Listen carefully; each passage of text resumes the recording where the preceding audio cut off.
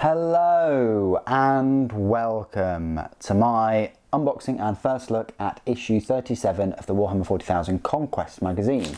If you don't already know, it is I say weekly, it's a monthly subscription whereby they'll take all of the 4 magazines, $7.99, out in one go for the £32. And in each one of these weekly kind of magazines, you get either scenery, models, or paints and brushes, and sometimes dice as well. So issue 37 looks like it's going to be a repeat from issue not that long ago that came out, where you get the second half of the Riser Ruins in here. Now the STC Riser pattern ruins are £17.50 each, so that means that if you split that by 2, that would be £8.75. So you're only really saving 76 pence. And that's not including if you get the Riser Ruins from a third party seller. You'd be saving a lot more money there. So both of these scenery issues don't offer that good a value for money at all. Would have been nice if you got both of the scenery kits in one. I understand the bags are only so big, but yeah, I think it would have been better value if they offered, you know, £17.50's worth of scenery in one issue, much like they did with the Redempted Dreadnought, that's like £25, or Lord Felthius and Company, which I think is £20 or £25. Anyway, let's unwrap this anyway, and we'll go through the issue, and I will do a separate review. I'll do a separate review of this and the other one, but I can tell you right now, these take you hardly any time at all to unclip from the sprue, have a bit of a clean up, and then sort of file down. And then you've actually got a lot of scenery right now with this subscription, with all those armoured containers, the battlefield accessories, and all these walls. It's a good job that next issue, issue 38, you'll get a brand new battle mat. Anyway, let's have a look at the issue then. So they talk about Death Guard sorcerers, some more information there, and then Chronicles of Ultramar. So a little bit of a backstory kind of thing with the Horus Heresy. Some more about that. How to build the Riser Ruins. You were told this sort of a little while ago. Look, this is how to build them. Really super easy. Literally like 2 pieces just slot in together, and you can slot them in any way, but I'd probably slot them in the way that they've explained. And then how to paint them. They've painted these ones black. Nice little sort of fallout shelter kind of hatch there, I suppose.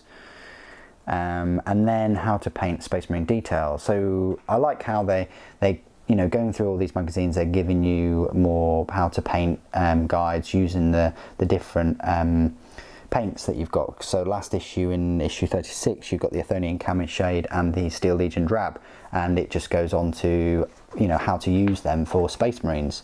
You know, red ropes, red pipes for the Agrax Earthshade, with the skull mask using it, which is a good idea.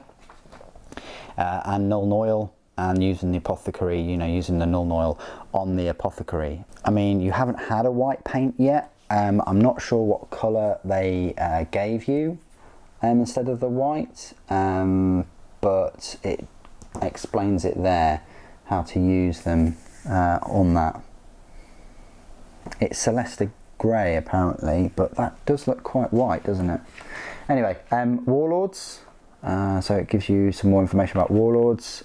Warlord traits explained. So this is good. This is the first sort of introduction to Warlords, picking a Warlord and their traits. And then Sky Shield landing pad. Right there, apparently. So you've got a bit of a odd thing here. On the reverse of this page is an additional piece of printed scenery for you to use with this mission. Interesting. So you just take this off, remove this page, and then you've got another part of the battlefield, which is quite cool. Mission briefing, evac incoming. Get to the dropship, not to the chopper, but the dropship. And then a little look at the next 2 issues. Issue 38 will be the Death Guard Plague Surgeon plus the Mechanicus Zone battle mat. And then issue 39 we get Captain Sicarius. Excellent looking Primaris captain there. So let's have a look at the sprue quickly.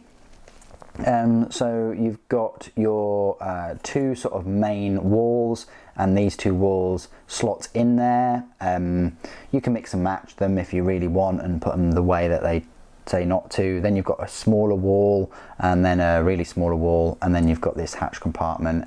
Really quick to just sort of snap these off, sorry about that, and then clip them off the sprue, file them down, spray them up. You can dry brush them and then add some little details and things, however much. That's the thing with the scenery, you can just add as much detail as you want to have on your battlefield, and then they're done, and then they can be used for many games.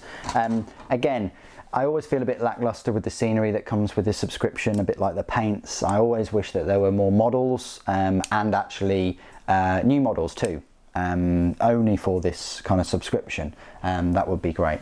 Anyway, what do you guys think of this issue? I think the content's pretty good and the guides are pretty good. It's just a shame we've got and of course we now get the complete set of STC Rise of Ruins. Anyway, put your comments and things down below. It'd be great to hear from you. Thank you ever so much for joining me today. Thank you for watching. The Emperor Protects.